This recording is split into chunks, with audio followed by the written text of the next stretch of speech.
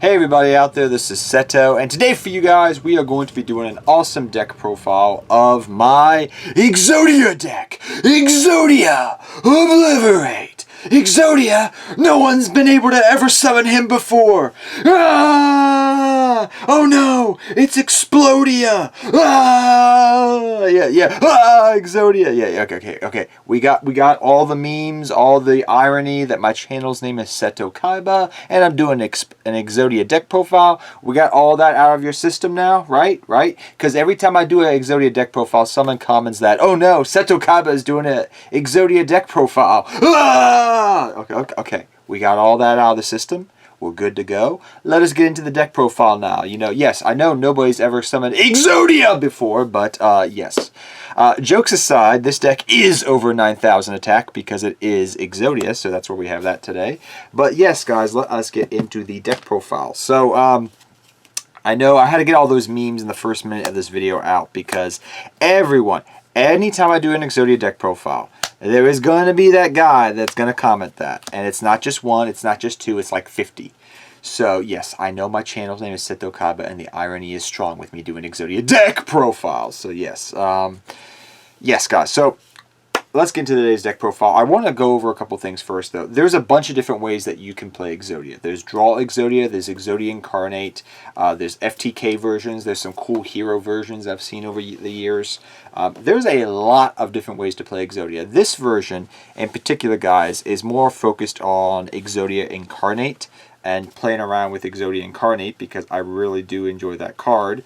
But it also is going to have the ability to draw into your 5 pieces of Exodia to get your win condition. So it has a multitude of different things that it can do, but I really enjoy this deck. And people always ask me, Seto, what is the 6th card that goes with Exodia? I think Konami's going to come up with it soon, but I believe it should be maybe a Dragon Maid card that is the 6th piece of Exodia. Maybe you're into that. Maybe it is Akiza. I mean, maybe they make a card based off Akiza and Exodia 6th leg. Maybe it's going to be over 9,000 attack, the card that goes there. Or maybe, just maybe, it's going to be my favorite card ever, which is going to be Dragon Master Knight. Because I believe it's either Red Eyes Black Dragon, or maybe, Exodia has a Blue Eyes White Dragon, or a Blue Eyes Ultimate Dragon, or a Dragon Master Knight down there. You can take those innuendos as you wish. I didn't say anything of the sort. Your brain thought those things. I'm just talking about what could possibly be the 6th card of Exodia. But yes, we run the 5 pieces. I like running this artwork. I like the literally. I have and I enjoy the alternative pentagram artwork. But because I grew up in the Legend of Blue Eyes era, I love the OG kind of like feel of running the original art. Rarities of Exodia. So yeah, we got the 5 pieces of Exodia, guys. Love the card. It's so fun to play with, and the memes are real on this channel. Next up, we do run 2 Exodia Incarnate. Exodia Incarnate is a card that I do not like running as a 3 of in my Exodia deck. It's really nice. It's a cool way, alternate condition of just playing Exodia. People do love playing the draw engine of Exodia a lot, or FTKs. The problem I've always had with that is as hand traps that become more prevalent in the game of Yu-Gi-Oh! And everybody's main decking or side decking things like Ash Blossom and Joyous Springs, Drill and Lockbird just dies to this, just kills this deck outright.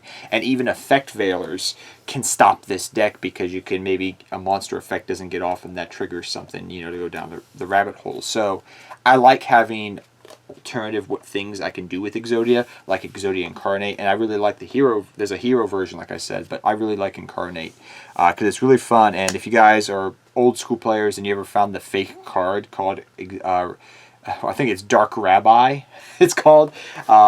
It's like the full thing of Exodia, but it's a fake card. And people remember that card from picking it up as a kid. And I've shown to players that have come back into the game this card, and they think it's fake because it's a full body Exodia. But no, it's real. But like I said, I don't want to run 3 of it because it's bricks, but it's a great card to have in the deck for recycling, for getting things off, and if you have Exodia pieces engraved. Next off, we run 3 Witch of the Black Forest, and Witch of the Black Forest, guys, is really awesome in this deck.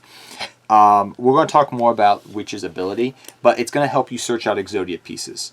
which is really awesome, and it goes well with your Spellbook engine that we do run in the deck. Some people like the Spellbook engine, some people do not. I prefer running my Exodia Spellbooks as a thing. There was a couple years ago, a buddy of mine did a deck profile on this channel where he pretty much used the Wind Witch engine along with the Spellbook engine a lot. So you could go for these crazy Crystal Wing synchro plays. And I've tried that out actually with the new Wind Witches that came out last year. But it's a really fun combination. That's a cool thing you can try out if you want to try a Wind Witch Spellbook engine deck. It's really fun to play around with because you can go for Crystal Wing in an Exodia deck, and it's just like so awesome. But yeah, there's different ways you can play Exodia, like I said. But I like just running this because I'm going to be able to search out a piece of Exodia, and I get to draw power with it. So it's up to you how you want to play around with it. But there's a bunch of different ways you can play Exodia is what I'm trying to explain. Next we run one Blue Eyes Toon Dragon and 2 Blue Eyes White Dragon, the OG vanilla. I found that 3 Blue Eyes running 4 level 8s for years is not advantageous. A lot of people used to run 3 Blue Eyes White Dragon, 1 Blue Eyes Toon Dragon, which is cool, but it breaks. And I prefer running 3 of this and 3 Tradein. That way my Tradeins are always going to be live and my Blue Eyes cards are going to be live.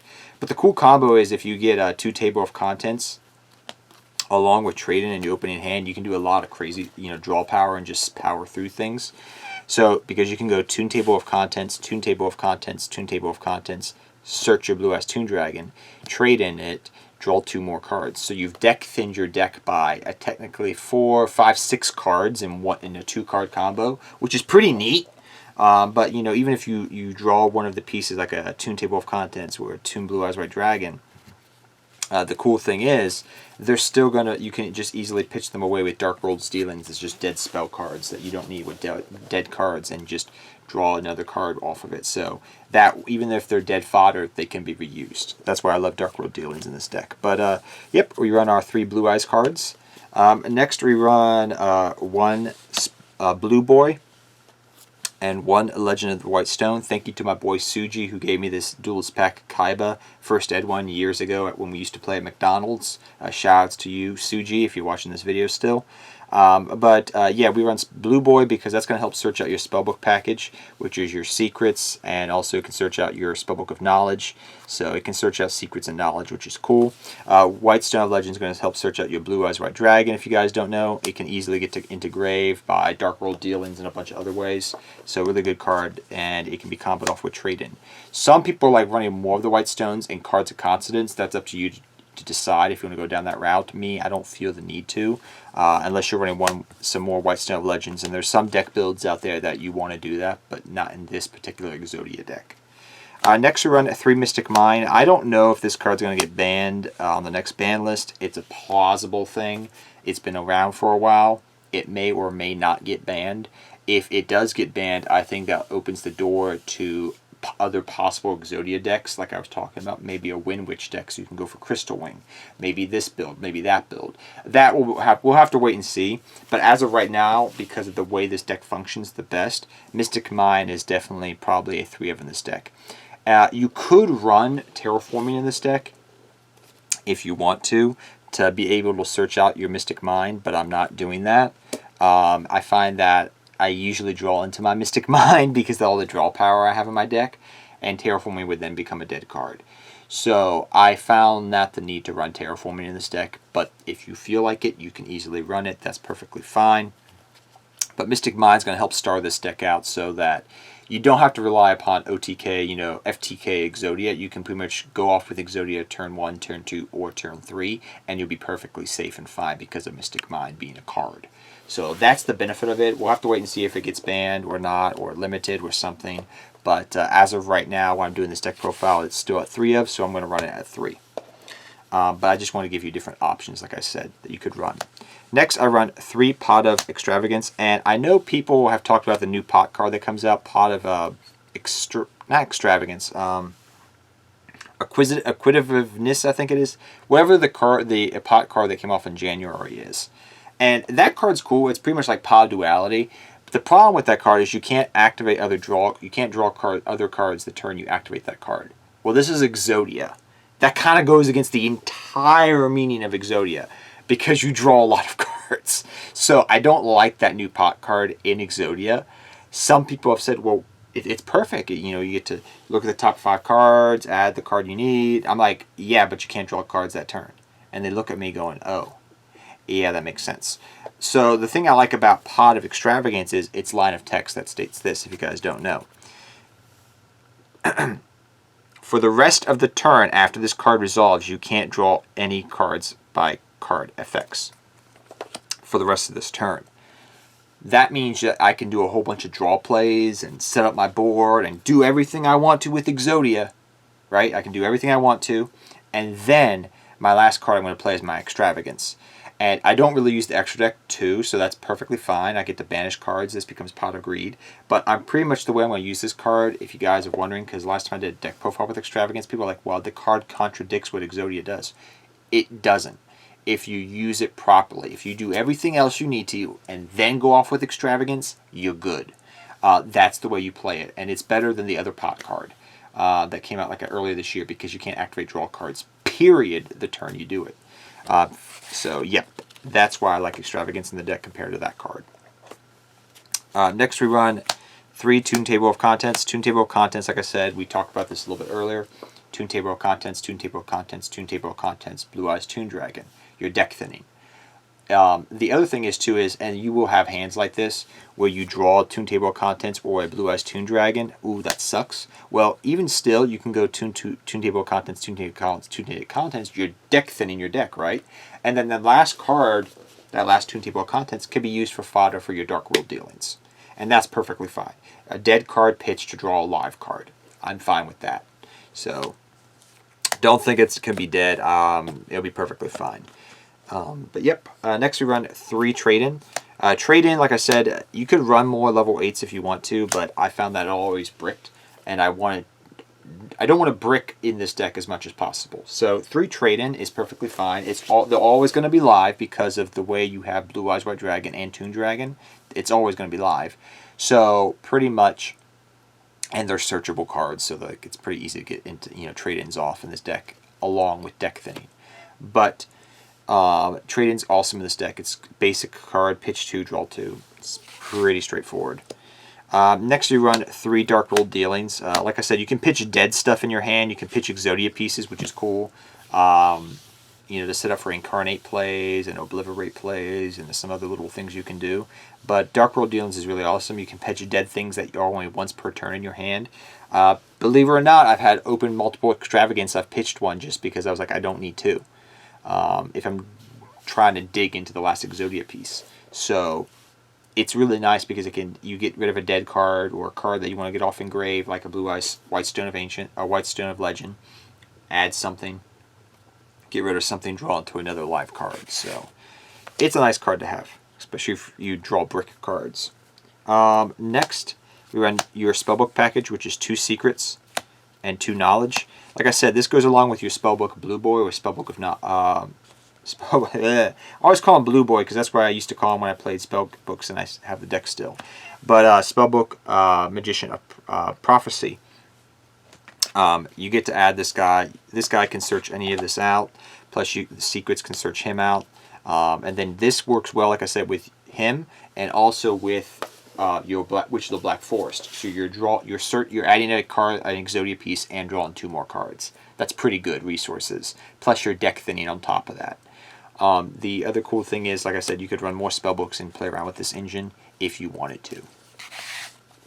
Next, run Pod Duality. Pod Duality is an awesome card in this deck. If Mystic Mind gets banned, I'm probably going to bump this card back up to 3 of, or 2 of. The only reason I don't is because it's once per turn. It's a once per turn card that's great in Exodia, but it's once per turn. I used to have a problem. I would maybe run this card as a 2 of, but no more. The reason for that is I've always found that this card, you would get multiple in your hand when playing Exodia, and you're like, it's dead. Because I just activated one. It's dead to me.